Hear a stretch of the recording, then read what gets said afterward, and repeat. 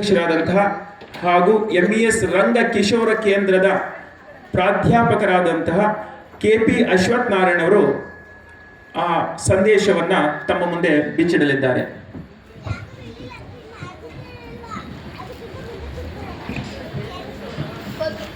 ಎಲ್ರಿಗೂ ನಮಸ್ಕಾರ.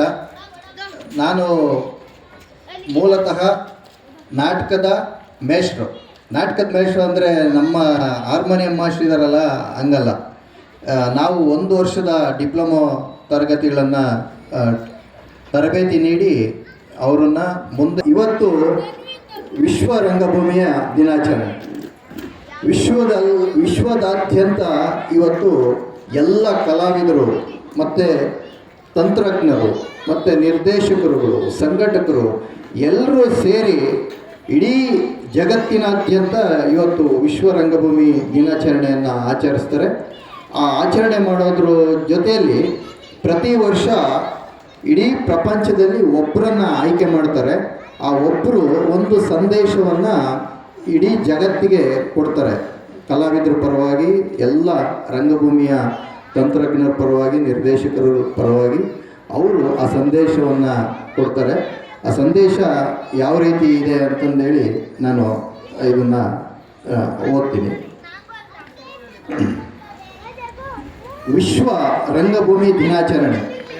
ಈ ಬಾರಿಯ ರಂಗ ಸಂದೇಶವನ್ನು ನೀಡುವವರು ಥಿಯೋಡೋರಸ್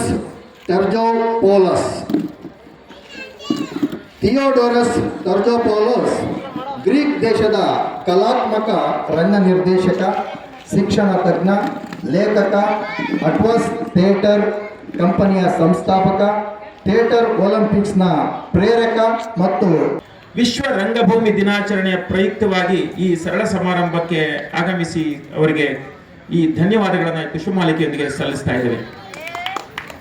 ಹಾಗೆ ನಮ್ಮ ರೇಣುಕಾರಾಧ್ಯ ಅವರಿಗೂ ಸಹ ಈ ಸರಳ ಸಮಾರಂಭದಲ್ಲಿ ಪರವಾಗಿ ಈ ಪುಷ್ಪಮಾಲಿಕೆಯೊಂದಿಗೆ ಧನ್ಯವಾದಗಳನ್ನು ಅರ್ಪಿಸ್ತಾ ಇದ್ದೇವೆ.